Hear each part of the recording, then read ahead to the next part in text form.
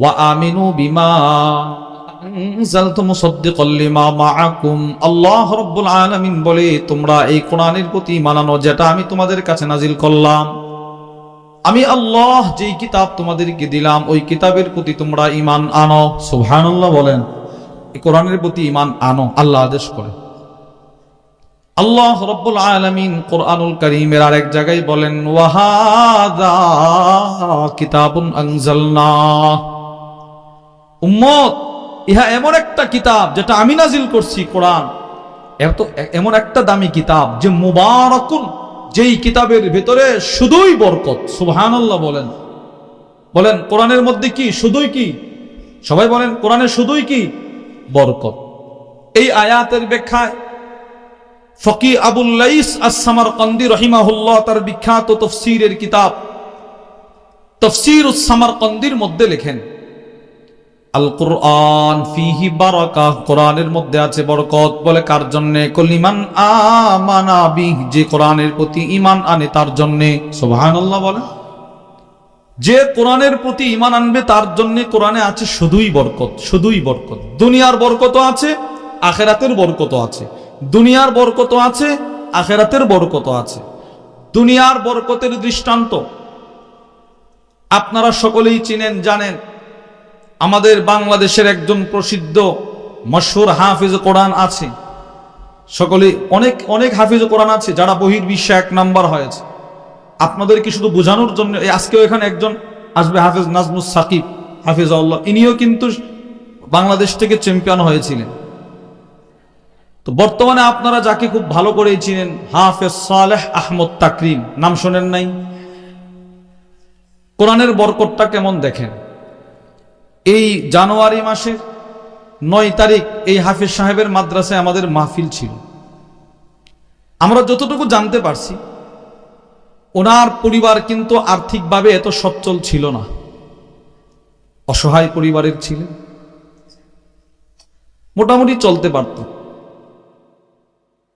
আপনি দেখেন কোরআনের বরকতে বহির্বিশ্বের কোনো একটা দেশে সে 10 থেকে 15 মিনিট আল্লাহর কোরআন তিলাওয়াত করছে, কোরআনের বরকতে মুহূর্তের ভিতরে সারা পৃথিবীর মধ্যে আল্লাহ তাকে পরিচয় করায় দিছে। কোরআনের ভিতরেও দুনিয়ার বরকত আছে না নাই? এবার দেখেন 10-15 মিনিট তিলাওয়াত করছে, কোরআনের বরকত এতটাই আল্লাহ তাকে দিলেন, 10-15 মিনিটে 70 থেকে 75 লক্ষ টাকার মালিক আল্লাহ তাকে বানায় দিছে। আপনি আমাকে বলেন, হালাল পন্থায়, হারাম ভাবে নয়, হালাল পন্থায় 12 মিনিটে 75 লক্ষ টাকা ইনকাম করা সম্ভব? বুঝেন নাই কথা? দুর্নীতি করে হলে সম্ভব। দুর্নীতির মাধ্যমে 12 মিনিট লাগে না, 1 মিনিটেই কোটি কোটি টাকা দুর্নীতি করা সম্ভব। কিন্তু হালাল পন্থায় না, সম্ভব না। আল্লাহ তাআলা কোরআনের বরকতে কয়েক মিনিটে লক্ষ লক্ষ টাকার মালিক তাকে বানায় দিছে। এটা দুনিয়ার বরকত। আখিরাতের বরকত কি? তিরমিজি শরীফের বর্ণনা, ওয়া আন আবি হুরায়রা রাদিয়াল্লাহু তাআলা আনহু قال, আবু হুরায়রা রাদিয়াল্লাহু তাআলা আনহু থেকে বর্ণিত, তিনি বলেন, قال النبي صلى الله عليه وسلم, নবীজি সাল্লাল্লাহু আলাইহি ওয়াসাল্লাম ইরশাদ করে, কুল হুয়াল্লাহু আহাদ তাআদিলু সুলুসাল কুরআন।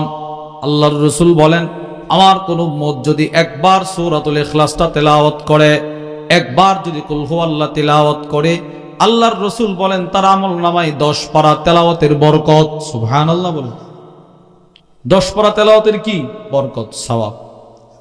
এবার যদি 2 বার তেলাওয়াত করে 20 পারা তেলাওয়াতের বরকত। সুবহানাল্লাহ বলেন। এবার 3 বার তেলাওয়াত করলে গোটা কোরআন খতমের বরকত। আপনি বলেন তো, 3 বার সূরাতুল ইখলাস পড়তে 3 ঘন্টা লাগে। পড়েন, সবাই পড়েন, বিসমিল্লাহির রহমানির রহিম, কুল হুয়াল্লাহু আহাদ আল্লাহুস সামাদ লাম ইয়ালিদ ওয়া লাম ইউলাদ ওয়া লাম ইয়াকুল লাহু কুফুয়ান আহাদ, বিসমিল্লাহির রহমানির রহিম, কুল হুয়াল্লাহু আহাদ আল্লাহুস সামাদ লাম ইয়ালিদ ওয়া লাম ইউলাদ ওয়ালাম ইয়াকুল লাহু কুফুয়ান আহাদ বিসমিল্লাহির রহমানির রহিম কুল হুয়াল্লাহু আহাদ আল্লাহুস সামাদ লাম ইয়ালিদ ওয়ালাম ইউলাদ ওয়ালাম ইয়াকুল লাহু কুফুয়ান আহাদ। 1 মিনিট লাগছেনি, 3 বার পড়ছেন, 30 পারা তেলাওয়াতের বরকত নিয়ে নিছেন। আপনি বলেন এই 3 বার পরে কি আমরা ঠকছিনি? অনেকে হুজুর আপনি দি মাহফিলের তেলাওয়াত করাইতেছেন। হ্যাঁ, এই তেলাওয়াতের মধ্যেও কোরআনের বরকত আছে না নাই? আছে। আপনি শুনলে আশ্চর্য হবেন, এই ছোট্ট একটা সূরার ভালোবাসা বহু সাহাবীকে আল্লাহর জান্নাতে নিয়ে গেছে। আবু হুরায়রা রাদিয়াল্লাহু তাআলা আনহু থেকে বর্ণিত, তিনি বলেন وعن أبي هريرة رضي الله تعالى عنه قال أبو هريرة رضي الله تعالى عنه থেকে বর্ণিত, তিনি বলেন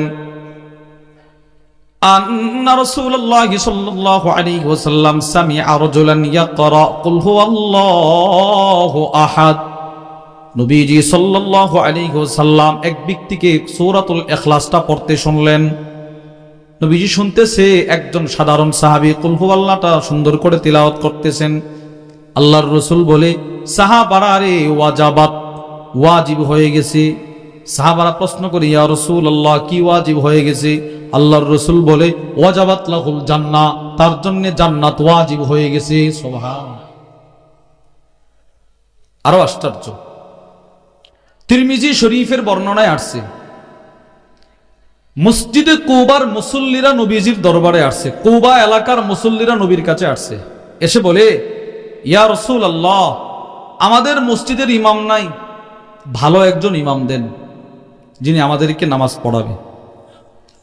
وعن أنس بن مالك رضي الله تعالى عنه قال আনাস ইবনে মালিক রাদিয়াল্লাহু তাআলা আনহু থেকে বর্ণিত, তিনি বলেন কানা রাজুলুম মিনাল আনসার ইয়াউম্মুহুম ফি মসজিদি কুবা। নবীজি সাল্লাল্লাহু আলাইহি ওয়াসাল্লাম আনসার এক সাহাবীকে মসজিদে কুবার ইমাম বানায়া পাঠাইলেন। তিনিও গেলেন ইমামতি করার জন্য। কিন্তু এই সাহাবী যখনই নামাজ পড়ায়, প্রত্যেক নামাজের প্রত্যেক রাকাতে কুল হুয়াল্লাহ পড়ে। সুবহানাল্লাহ বলে। মনে করেন মাগরিবের নামাজে দাঁড়াইলো, প্রথমে কুল হুয়াল্লাহ, এবার দ্বিতীয় রাকাত দাঁড়াইলো, এও কুল হুয়াল্লাহ। এবার এশারের নামাজের ইমামতি করে, প্রথম রাকাতে কুল হুয়াল্লাহ, তারপরে ভিন্ন একটা সূরা পড়ে, দ্বিতীয় রাকাতে কুল হুয়াল্লাহ, তারপরে ভিন্ন একটা সূরা পড়ে। এবার যখন ফজরের নামাজে দাঁড়াইলো, প্রথম রাকাতে কুল হুয়াল্লাহ, দ্বিতীয় রাকাতেও কুল হুয়াল্লাহ, এরপরে ভিন্ন সূরা। এবার জিহরি নামাজেও কুল হুয়াল্লাহ, আসরের নামাজেও কুল হুয়াল্লাহ। সুবহানাল্লাহ বলেন। ইনি কুল হুয়াল্লাহ ছাড়া কিছুই বুঝে না। আনাস ইবনে মালিক বলে, ফাকাল্লামাহু আসহাবুহু, এই সাহাবীর যত মুসল্লি ছিল, মুসল্লি কুবা এলাকার যত মুসল্লি সবাই গেছে ওনার কাছে, গিয়ে বলি, ইমাম আপনার সব ভালো, আখলাক ভালো, চরিত্র ভালো, স্বভাব ভালো, আমল ভালো, আপনি অনেক বুজুর্গ মানুষ, এটা আমরা বিশ্বাস করি।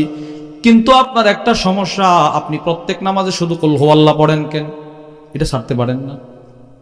এত কুল হুয়াল্লাহ পড়েন কেন? এটা ছেড়ে দেন। এবার রাসূলের পাঠানো ইমাম দেখেন সাহাবাদেরকে কি জবাব দেয়। তিনি বলে, মা আনা বিতারিকিহা, না আমি কুল হুয়াল্লাহ ছাড়তে পারবো না, আমি কুল হুয়াল্লাহ ছাড়বো না। এখন কি বলে দেখেন, ইন আহবাবতুম আন উম্মাকুম, আমি সাহাবী কুল হুয়াল্লাহ দিয়েই ইমাম হিসেবে নামাজ পড়াবো, যদি তোমাদের পছন্দ হয় আমাকে ইমাম হিসেবে রাখতে পারো। ওয়া ইন কারিহিতুম তারাকতুকুম, যদি তোমাদের কাছে খারাপ মনে হয়, অপছন্দ হয়, আমারে বলতে পারো, সরি আমি ইমামতি ছাড়তে রাজি, কুল হুয়াল্লাহ ছাড়তে পারবো না। আমি ইমামতি ছেড়ে দিব, কুল হুয়াল্লাহ ছাড়তে পারবো না। আজীব সাহাবী, আশ্চর্য। ইনি কুল হুয়াল্লাহ ছাড়বে না, ইমামতি ছাড়তে রাজি। কিন্তু সমস্ত মুসল্লিরা এটা এই বিষয়ে একমত ছিল, আন্নাহু মিন আফদালিহিম, ইনি এই মসজিদের সমস্ত মুসল্লিদের ভিতরে সর্বশ্রেষ্ঠ বুজুর্গ ছিলেন, এটা সবাই মানতেন। এই জন্যে ওয়াকারিহু আইয়া উম্মাহুম গায়রু, ইনি ছাড়া অন্য কেউ ইমামতি করুক এটা কেউ চায় না, ইমামতি ইনি করতে হবে। কিন্তু সমস্যা, কুল হুয়াল্লাহটা ছাড়তে হবে। আর এই বেচারা কুল হুয়াল্লাহ ছাড়বে না। ফালাম্মা আতাহুমুন নাবিয়্যু সাল্লাল্লাহু আলাইহি ওয়াসাল্লাম ফাআখবারুহুল খবর। এবার নবীজি সাল্লাল্লাহু আলাইহি ওয়াসাল্লাম কয়েকদিন পরে এই সাহাবীর ইমামতির চাকরি মনিটরিং করার জন্য, তদারকি করার জন্য রাসূল আসলেন মসজিদের কুবায়। কুবার মসজিদে নবীজি আসলেন কেমন নামাজ পড়াইতেছে রিপোর্টটা জানার জন্য। আল্লাহর রাসূল যেই মাত্র মসজিদে আসলেন ফাআখবারুহুল খবর, সব মুসল্লিরা গিয়ে বলি ইয়া রাসূলুল্লাহ, ইমাম তো একজন দিলেন, অনেক ভালো মানুষ, লোকটা অনেক ভালো, আমল তার ভালো, কিন্তু একটা সমস্যা তার। কি সমস্যা? ওয়াকানা ইয়াসনাউ যালিকা ফি কুল্লি রাকাআ, তিনি প্রত্যেক রাকাতে কুল হুয়াল্লাহ পড়ে। এটা ছাড়ে না। আপনি একটু বলেন, আমরা বলছি আমাদেরকে বলে ইমামতি ছাইরা দিবে, কুল হুয়াল্লাহ ছাড়বেন, আপনি একটু বুঝায়া বলেন। নবীজি ডাকাইছে, এদিকে আসেন। আসছে। আল্লাহর রাসূল বলে মা ইয়ামনাউকা আন তাফআলা মা ইয়ামুরুকা বিহি আসহাবুক, এই বেটা, তোমার সাথীরা, তোমার মুসল্লিরা তোমার যে বিষয়টা থেকে নিষেধ করতেছে তুমি কেন এটা মানো না? কেন তুমি কুল হুয়াল্লাহ ছাড়ো না, অন্য সূরা ধরো না? প্রত্যেক নামাজে কেন কুল হুয়াল্লাহ পড়ো, এটা ছাড়তে পারো না? সাহাবী কিচ্ছু বলে না। আল্লাহর রাসূল বলে ওয়া মা ইয়াহমিলুকা আলা লুজুমি হাদিহিস সূরা, তাহলে তুমি আমাকে বলো প্রত্যেক রাকাতে এই কুল হুয়াল্লাহ সূরাটা তুমি কেন পড়ো, তোমার পড়তে তো কেন ভালো লাগে সেটা আমাকে বলো। এবার সাহাবী বলতে লাগলেন ইয়া রাসূলুল্লাহ ইন্নী উহিব্বুহা, নবী গো, এই কুল হুয়াল্লাহ সূরাটাকে আমি বড় ভালোবাসি। সুবহানাল্লাহ বলেন। এইটাকে আমি বড় ভালোবাসি। কেন ভালোবাসি জানেন? এই সূরার ভিতরে আমার রবের পরিচয়, এই সূরার ভিতরে আমার রবের বংশের পরিচয়, এই সূরার ভিতরে আমার রবের ওয়াহদানিয়তের বর্ণনা, এই সূরার ভিতরে আমার রবের জাত ও সিফতের বর্ণনা। ওগো নবীজি, বিশেষ করে এই সূরার ভিতরে আপনার পক্ষ থেকে কাফেরদের দাঁত ভাঙ্গা জবাব। সুবহানাল্লাহ বলেন। এই জন্য এই সূরা আমি জোহরে পড়ি, এই সূরা আমি আসরে পড়ি, এই সূরা মাগরিবে পড়ি, এই সূরা এশায় পড়ি, এই সূরা ফজরের মধ্যে পড়ি। আল্লাহর রাসূল বলে হুব্বুকা ইয়াহা আদখালাকাল জান্নাহ, এই সূরার ভালোবাসা তোকে আল্লাহর জান্নাতে ঢোকায়া দিছে। সুবহান। তাহলে কোরআনের ভিতরে আখিরাতের বরকত আছে না নাই? সবাই বলে না আছে না নাই? তো দুনিয়ার বরকত আছে না নাই? আখিরাতের বরকত আছে না নাই? আছে। যেই জিনিসটার ভিতরে বরকত যত বেশি, যেই জিনিসটা শরীয়তে ইসলামের দাম যত বেশি, ওই জিনিসটা ছেড়ে দিলে শাস্তিও তত বেশি। কোরআন ছেড়ে দেওয়ার শাস্তি বড় ভয়ঙ্কর। আল্লাহ রাব্বুল আলামিন সূরাতু তাহার মধ্যে বলে বিসমিল্লাহির রহমানির রহিম ওয়ামান আ'রাদা আন যিকরি ফাইন্না লাহু মাঈশাতান দানকা।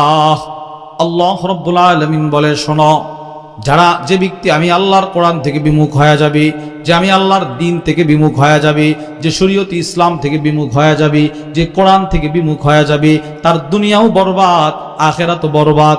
বলেন দুনিয়া কি? এবার আখিরাতও কি? সবাই বলে না। দুনিয়া কি? এবার আখিরাতও কি? বরবাদ। শুধুই মাত্র যদি দুনিয়া বরবাদ হয়ে যেত তাহলে মনে কোনো কষ্ট ছিল না, কিন্তু কোরআন ছেড়ে দেওয়ার অপরাধে আমার আখিরাতও বরবাদ হয়ে যাবে। আখিরাত বরবাদ হওয়ার এক ব্যাখ্যায় লিখেছেন তাফসীরের কিতাবের মধ্যে সুফিয়ান সাউরি রাহিমাহুল্লাহর বক্তব্য হলো, যে ব্যক্তি কোরআন ছেড়ে মৃত্যুবরণ করবে, যার জিন্দেগিতে কোরআন নাই, যার পারিবারিক জীবনে কোরআন নাই, যার সামাজিক জীবনে কোরআন নাই, যার রাষ্ট্রীয় জীবনে কোরআন নাই, যার রাতে কোরআন নাই, যার দিনেও কোরআন নাই, ওই লোকের লাশ যখন কবরে নামানো হবে, কবরের দুই পাশের মাটি এত জোরে তাকে চাপ দিবে, হাত্তা তাখতালিফা আতলাউ, তার এক পাজরের হাড় আরেক পাজরের ভিতরে ঢুকায় দেবে। কোরআন ছেড়ে দেওয়ার ভয়াবহ শাস্তি। তবে হ্যাঁ, এই কবরের চাপ যারা কোরআন ছেড়ে মৃত্যুবরণ করবে এদেরকেও কবর চাপ দিবে, কিন্তু যারা কোরআন ওয়ালা হয়ে মৃত্যুবরণ করবে তাকেও কবর চাপ দিবে। মুমিনকেও কিন্তু কবর চাপ দিবে। বলবেন হুজুর এটা আপনি কি শোনান, মুমিনকেও কবর চাপ দিবে? হ্যাঁ দিবে। আগে যে মুমিনকে কবর চাপ দিবে এটার দৃষ্টান্ত শোনেন, তারপরে আপনাদের মনের খটকা সন্দেহের নিরসন হবে।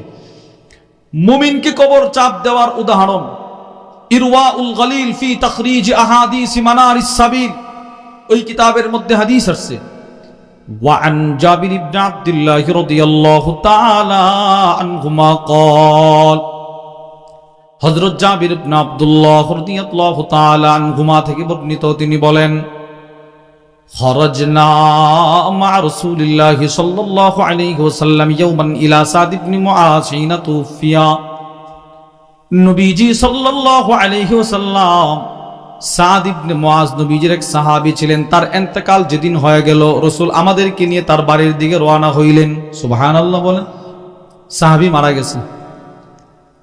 মারা গেছে সাহাবীর দাফন কাফন করবে সাহাবীর জানাজা পড়বে এটার জন্য রাসূল আমাদেরকে নিয়ে রওনা হইলেন যেই সাহাবী মারা গেছে তার নাম সাদ ইবনে মুআজ ইনি সাধারণ কোন সাহাবী নয় ইনি এত বড় দামি সাহাবী নাসাই শরীফের বর্ণনা হযরত আব্দুল্লাহ ইবনে উমর রাদিয়াল্লাহু তাআলা আনহুমা থেকে বর্ণিত তিনি বলেন এই সাহাবী যেদিন ইন্তেকাল করলেন জিবরিল এসে আল্লাহর রাসূলকে বলে ইয়া রাসূলুল্লাহ আপনার এই সাহাবী সাদ ইবনে মুআজের ইন্তেকালে আল্লাহর আরশটা কেঁপে উঠছে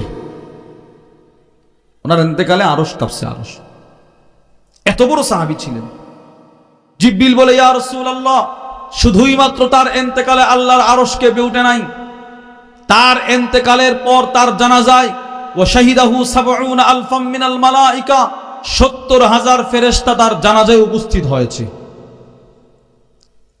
তাহলে সাহাবী ছোট না বড় অনেক বড় সাহাবী ৩ নাম্বার এই সাহাবীর ইন্তেকালের পর ওনার লাশের খাটিয়া নিয়ে সাহাবারা হাঁটতেছে আমাদের আত্মীয় স্বজন মারা গেল আমরা এদের লাশের খাটিয়া বহন করি উনার ইন্তেকালের পর উনার লাশের খাটিয়া সাহাবারা বহন করে হাঁটে যারা উনার লাশের খাটিয়া বহন করে তারা একজন আরেকজনকে বলে কিরে সাদ ইবনে মুআজের লাশটা এত হালকা কেন হিসেবে তো লাশ ভারী হওয়ার কথা তার লাশ এত হালকা কেন আল্লামা শামসুদ্দিন আবুল খায়ের মুহাম্মদ ইবনে আব্দুর রহমান আস-সাখাবী তার বিখ্যাত কিতাব আত-তুহফাতুল লাতীফা ফি তারিখিল মদিনাতিশ শরীফা ওই কিতাবের মধ্যে লেখেন আল্লাহর রাসূল পিছন দিক থেকে মুস্কি মুস্কি হাসে আর বলে ইন্নাল মালাইকাতা হামালাতহু সাদের লাশ কেনই বা হালকা হবে না তোমরা জানো না সাদের লাশের খাটিয়া জিবরিল আমাকে বলে দিয়েছে এই মুহূর্তে ফেরেশতাদের কাঁধে আছে এত বড় ফেরেশতা এত বড় সাহাবী ছিলেন তিনি যার লাশের খাটিয়া ফেরেশতারা কাঁধে বহন করছে বলে যে আপনি এগুলো বলতেছেন কেন এইগুলো বলতেছি মুমিনকেও যে কবর চাপ দেয় এটার গুরুত্ব বোঝানোর জন্য পরের হাদিসটা বোঝার জন্য ৪ নাম্বার ওনার কবর যারা খনন করেছিলেন তাদের একজন ছিলেন নবীজির সাহাবী হযরত আবু সাঈদ আল খুদরি রাদিয়াল্লাহু তাআলা আনহু আল্লামা শামসুদ্দিন আহমদ ইবনে মুহাম্মদ উসমান আদ-দাহাবী ইমাম দাহাবী রাহিমাহুল্লাহর বিখ্যাত কিতাব সিয়ার আ'লামিন নুবালার মধ্যে নিয়ে এসেছেন আবু সাঈদ আল খুদরি রাদিয়াল্লাহু তাআলা আনহু বলেন কুনতু মিম্মান হাফারা লিসাদিন কবরহু বিল বাকি তো জান্নাতুল বাকিতে সাদ ইবনে মুআজের কবর যারা খনন করেছিল তাদের একজন ছিলাম আমি পৃথিবীর মানুষ শোনো ওয়া কানা ইয়াফুকু আলাইনাল মিসকু কুল্লামা হাফারনা তার কবর খনন করার জন্য মাটিতে যখনই আমরা আঘাত করতাম তার কবরের জায়গা থেকে জান্নাতের সুঘ্রাণ পাইতাম আপনি বলেন এই সাহাবীর দাম কেমন হবে বলেন ইনি মারা গেছেন এই সাহাবী মারা গেছেন হযরত জাবির বলে আমরা নবীজির সাথে এই সাহাবীর বাড়িতে গেলাম ফালাম্মা সাল্লা আলাইহি রাসূলুল্লাহ সাল্লাল্লাহু আলাইহি ওয়াসাল্লাম আল্লাহর রাসূল নিজে এই সাহাবীর জানাজার নামাজের ইমামতি করলেন সুবহানাল্লাহ বলেন নবীজি নিজে ইমামতি করছেন ওয়া ওয়াদিআ ফি কবরি নবীজির হাতে তার লাশ কবরে রাখা হইল সুবহানাল্লাহ বলেন নবীজি কবরে রাখছে ওয়া সুবিয়া আলাইহি আল্লাহর রাসূল কবর থেকে ওঠার পর কবর সমাপ্ত করা হলো নবীজিও কবর দেওয়ার সময় শরীক থাকলেন আল্লাহর রাসূলের নেতৃত্বে তার কবর সমাপ্ত করা হলো হযরত জাবির বলেন হঠাৎ করে তাকায় দেখি সাব্বাহা রাসূলুল্লাহ নবীজি সাল্লাল্লাহু আলাইহি ওয়াসাল্লাম এই সাহাবীর কবরের সামনে দাঁড়ায় জোরে জোরে পড়তে লাগলেন সুবহানাল্লাহ সুবহানাল্লাহ বলেন বলেন বলেন সুবহানাল্লাহ সুবহানাল্লাহ সুবহানাল্লাহ, সুবহানাল্লাহ, সুবহানাল্লাহ। রাসূল এই তাসবিহগুলো জোরে জোরে পড়তে লাগলেন। সাহাবারা বলে ফাসাব্বাহনা তাওয়িলা, আমরাও জোরে জোরে তাসবিহ পড়তে লাগলাম। সুম্মা কাব্বারা রাসূলুল্লাহ, অতঃপর নবীজি তার কবরের সামনে দাঁড়ায় আল্লাহু আকবার পড়তে লাগলেন। ফাকাব্বারনা, আমরাও আল্লাহু আকবার পড়তে লাগলাম। ফাকিলা ইয়া রাসূলুল্লাহ, নবীজির এক সাহাবী আল্লাহর রাসূলকে প্রশ্ন করলেন, ওগো আল্লাহর রাসূল, লিমা সাব্বাহতা থুম্মা কাব্বারতা, ওগো নবীজি, ইতিপূর্বে আপনার সাথে কত সাহাবীর কবর সমাপ্ত করলাম, কোন সাহাবীর কবরের সামনে দাঁড়ায়া এত জোরে জোরে তাসবিহ পড়েন নাই, এত জোরে জোরে তাকবীর পড়েন নাই, আজকে কেন এত জোরে জোরে তাসবিহ পড়লেন, আজকে কেন এত জোরে জোরে তাকবীর পড়লেন? আল্লাহর রাসূল বলে, সাহাবারা রে, লাকাদ তাদায়াকা আলা হাযাল আবদিস সালিহ কবরুহু, আমার এই সাহাবীর ক্লাস যখন কবরে নামানো হয়েছিল, জিবরিল এসে আমাকে বলে দিয়েছে তার কবরের দুই পাশের মাটি অনেক দূরে চলে গিয়েছিল তাকে চাপ দেওয়ার জন্য। হাত্তা ফাররাজাহুল্লাহু আন, আল্লাহ তাআলা তাসবির বরকতে তার কবরটাকে আবার প্রশস্ত করে দিয়েছে। সুবহানাল্লাহ। এই জন্য আম্মা জান আয়েশা আস-সিদ্দিকা রাদিয়াল্লাহু তাআলা আনহার বক্তব্য, সহিহুল জামের মধ্যে হাদিস আসছে, আল্লাহর রাসূল বলেন, ইন্নালিল কবরি দাগতা, কবরে মাইয়িতের লাশ যখন রাখা হবে, কোরআনওয়ালার লাশও যখন রাখা হবে, কোরআন ছেড়ে যারা মৃত্যুবরণ করবে এদের লাশও যখন রাখা হবে, কবর একটা চাপ দেওয়া হবে, এটাই বাস্তব।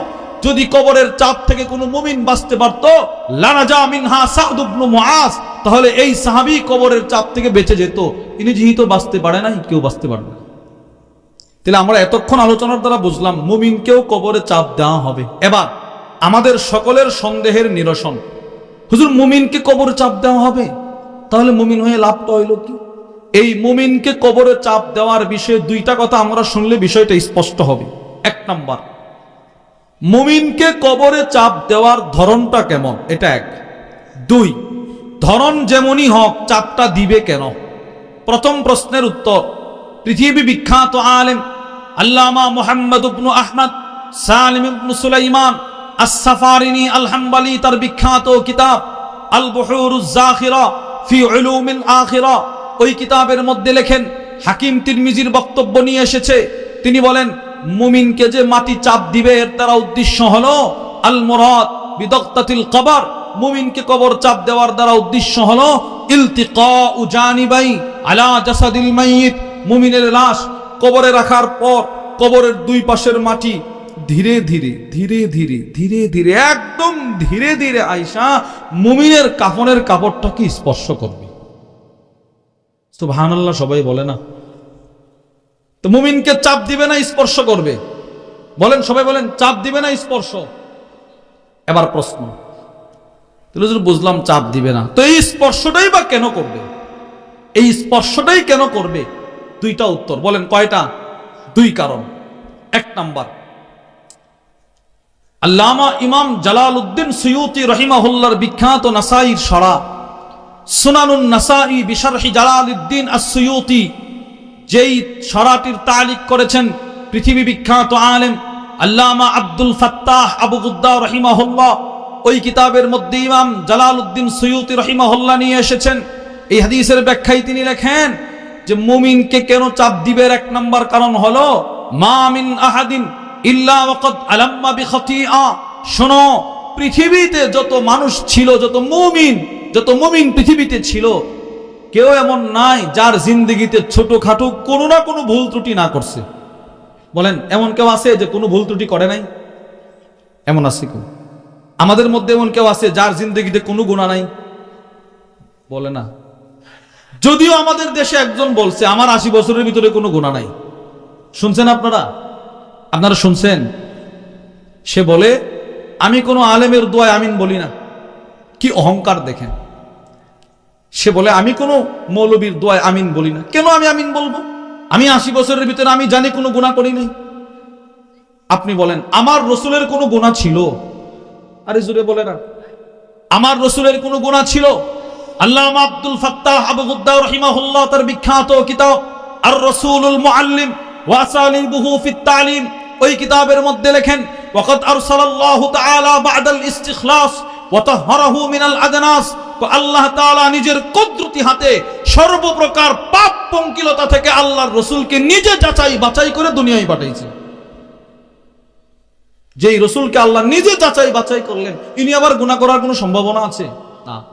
এরপরেও আমার নবী প্রতিনিয়ত আল্লাহর কাছে ইস্তেগফার করছে কিনা বলেন? করছে। বসতে ইস্তেগফার, উঠতে ইস্তেগফার, হাঁটতে ইস্তেগফার। ইনি রাসূলের চাইতে তো পবিত্র হয়ে গেলেন, 80 বছরের ভিতরে কোনো গুনাহ করে নাই। ইমাম জালালউদ্দিন সুয়ুতী রাহিমাহুল্লাহ বলেন, মা মিন আহাদিন ইল্লা ওয়াকাদ আলাম্মা বিখাতিআ। পৃথিবীর প্রতিটা মানুষের ছোটখাটো কোনো না কোনো ভুল ত্রুটি থাকতে পারে, হয়তো সে তওবা করার সুযোগ হয় নাই, কিন্তু লোকটা মুমিন, জীবনে ছোটখাটো কোনো ভুল ত্রুটি করছে। জালালউদ্দিন সুয়ুতী বলে, কবরের দুই পাশের মাটি তার কাফনের কাপড়টা স্পর্শ করার সাথে সাথে আল্লাহ তার ওই গুনাহগুলোকেও ক্ষমা করে দিবে। সুম্মা তুতবিকুহুর রাহমা। কবরের দুই পাশের মাটি, তিনি বলেন না না স্পর্শ করবে না, ওই স্পর্শ করার আগে আগেই ওই মাইয়িতের গুনাহ ক্ষমা করে আল্লাহ তার শরীরে জান্নাতের পোশাক পরিধান করেন। এক নাম্বার। তাহলে মুমিনকেও কবর চাপ দিবে, তবে কিসের জন্য? গুনাহ মাফ করানোর জন্য। বলেন কিসের জন্য? তো চাপ দিবে না স্পর্শ করবে? স্পর্শ। এক নাম্বার কারণ। দুই নাম্বার, মুমিনকে কবর চাপ দিবে কেন, এর দ্বিতীয় কারণ। দ্বিতীয় কারণটা আমরা বোঝার আগে একটা ছোট্ট ভূমিকা আমাদের বুঝে নিলে ভালো হবে, আলোচনাটা বুঝতে সহজ হবে। এক নাম্বার, সেটি হলো আল্লাহ রাব্বুল আলামিন আমাদের সকলকে সৃষ্টি করেছেন কিসের থেকে ভাই? মাটি। মাটি। বলেন কিসের থেকে? সবাই বলেন কিসের থেকে? মাটি থেকে। আমাদের সৃষ্টির মূল মাটি। আল্লাহ রাব্বুল আলামিন কুরআনুল কারীমের সূরা তাহার মধ্যে বলে, বিসমিল্লাহির রহমানির রহিম, মিনহা খালাকনাকুম ওয়া ফিহা নুঈদুকুম ওয়া মিনহা নুখরিজুকুম তারাতান উখরা। এই মাটি থেকে আল্লাহ আমাদেরকে বানিয়েছেন, আবার মাটিতেই চলে যাব, আবার মাটি থেকে আল্লাহ উঠাবে। তাহলে আমরা এই এতটুকু আলোচনার দ্বারা বুঝলাম আমাদের সৃষ্টি মাটি থেকে। এবার যাকে যেই এলাকার মাটি থেকে সৃষ্টি করা হয়েছে তাকে মৃত্যুর পূর্বে আল্লাহ কোনো না কোনো প্রয়োজন দেখায়া ওই এলাকায় নিয়ে যাবেন। আল্লামা শামসুদ্দিন আবুল খায়ের মুহাম্মদ ইবনে আব্দুর রহমান আস-সাখাবী, ইমাম সাখাবী রাহিমাহুল্লাহর বিখ্যাত কিতাব আল মাকাসিদুল হাসানা ফি বায়ানি কাসীরিন মিন আহাদিসিল মুশতাহারাতি আলাল আলসিনা, ওই কিতাবের মধ্যে লেখেন, ইযা কাদাল্লাহু লিআবদিন আইয়ামুতা বিআরদিন জাআলা লাহু ইলাইহা হাজা। পৃথিবীর যেই মানুষটাকে যেই এলাকার মাটি দিয়ে বানানো হয়েছে, মৃত্যুর পূর্বে তাকে আল্লাহ কোনো না কোনো প্রয়োজন দেখায় ওই এলাকায় নিয়ে যাবে। প্রশ্ন, হুজুর ওই এলাকায় কেন নিবেন? এই কেন নিবেনের প্রশ্নের জবাবে আল্লামা মুহাম্মদ ইবনে ইউসুফ আস-সালিহি আশ-শামি তার বিখ্যাত কিতাব সুবুলুল হুদা ওয়ার রাশাদ ফি সিরাতি খায়রিল ইবাদ, ওই কিতাবের মধ্যে নিয়ে এসেছেন। অপরদিকে আল্লামা নুরউদ্দিন আলী ইবনে আব্দুল্লাহ আস-সামহুদি তার বিখ্যাত কিতাব শান রিসালাত সম্বলিত কিতাব ওয়াফাউল ওয়াফা বিআখবারি দারিল মুস্তাফা, ওই কিতাবের মধ্যে নিয়ে এসেছেন ওই লোকের মৃত্যু ওই এলাকায় কেন হইল। ইন্নামা সারা আজলুহু হুনাক লিআন্নাহু খুলিকা মিন তিলকাল বুকা। তোমার মৃত্যু ওই এলাকায় কেন হয়েছে জানো? তো তোমাকে ওই এলাকার কবরের মাটিটা দিয়েই বানানো হয়েছে। তাহলে আমরা বুঝলাম যাকে যেই এলাকার মাটি দিয়ে বানানো হয়েছে মৃত্যুর পূর্বে তাকে ওই এলাকায় নিয়ে যাওয়া হবে। আমি দাওরা হাদিস শেষ করার পর এই মোমেন শাহী 30 সালে আমাদের চিল্লার জামাত ছিল, আমরা চিল্লাই গেছি।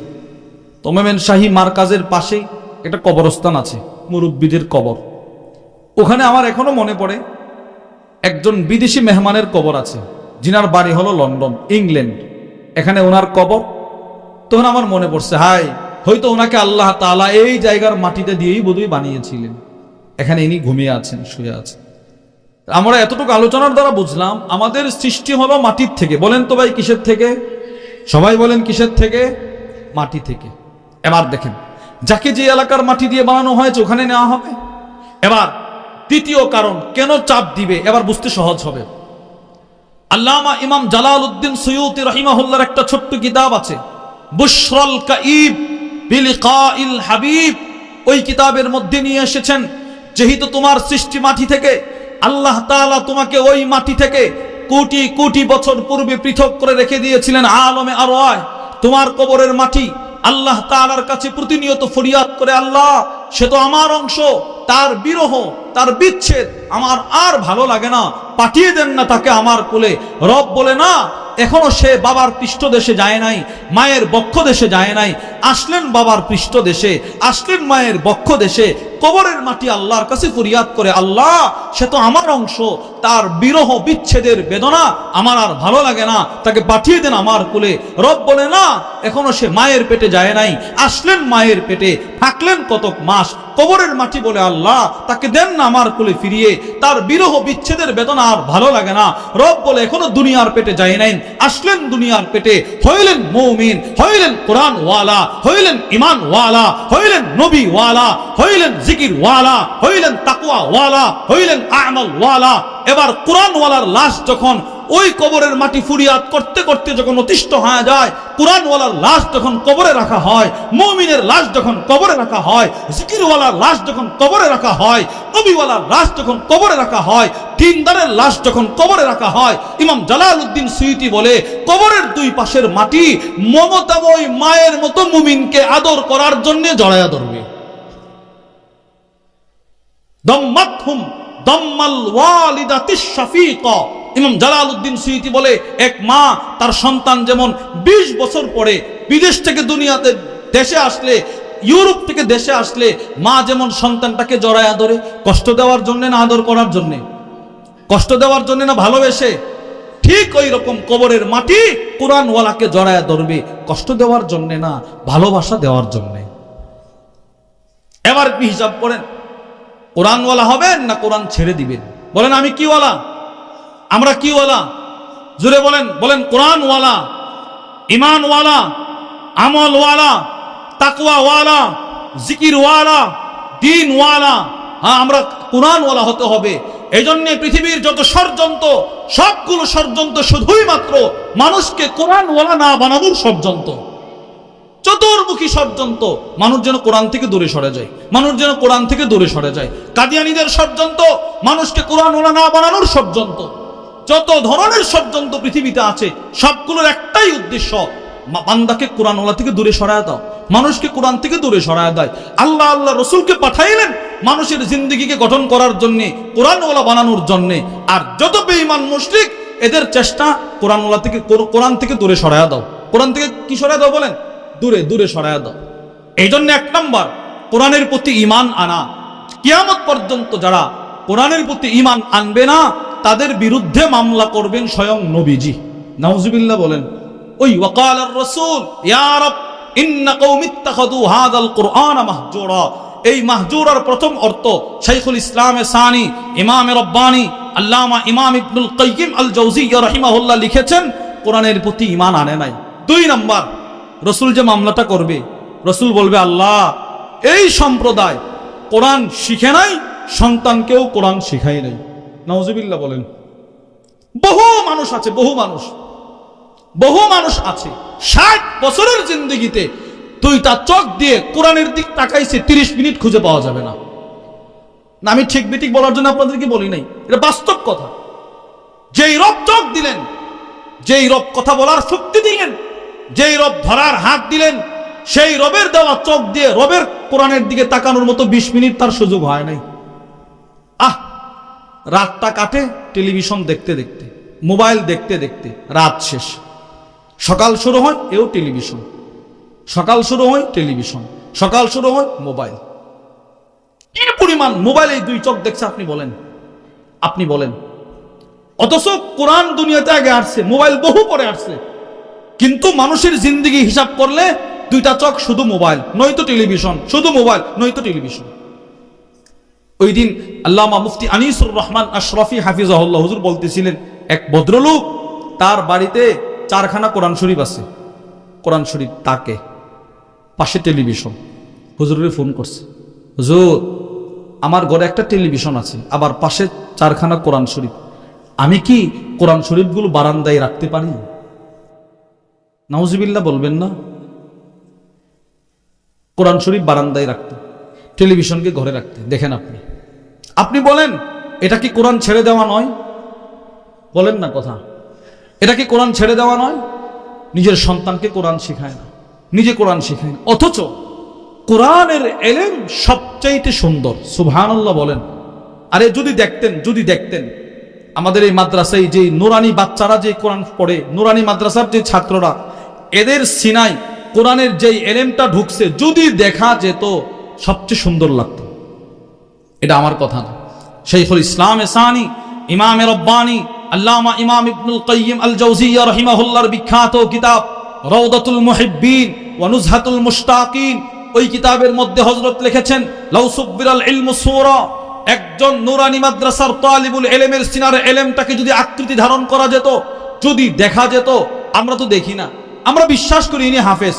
কেমনে বিশ্বাস করি? কোরআনের যেখান থেকেই প্রশ্ন করি মুখস্থ পড়তে পারে, বাস। কিন্তু এই মুখস্থ পড়াটা কি দেখা যায়? বুঝেন নাই? দেখা যায়? কোথায় মুখস্থ করে রাখছে, ব্রেইনে কলবে কোথায় রাখছে, এটা কি দেখা যায়?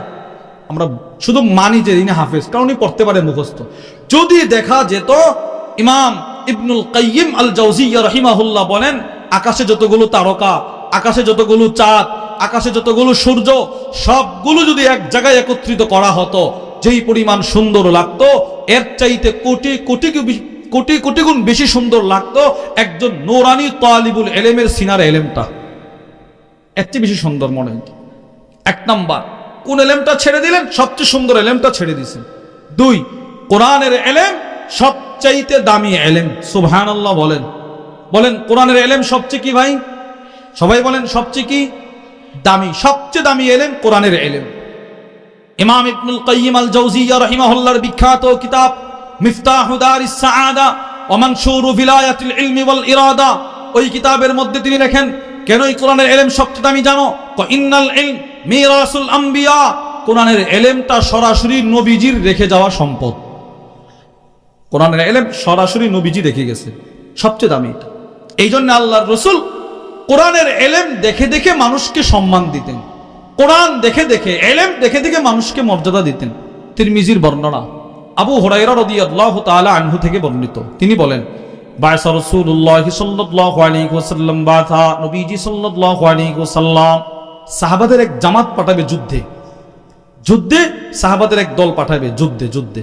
এবার এই সাহাবাদের দলের ভেতরে রিদওয়ানুল্লাহি তাআলা আলাইহিম আজমাইন, রাদিয়াল্লাহু আনহুম আজমাইন, এই সাহাবাদের ইনাদের কাফেলার ভিতরে রাসূল আমির বানাবে কাকে? আমির। নবীজি আমির বানানোর জন্য একটা নির্বাচন দিলেন, নির্বাচন।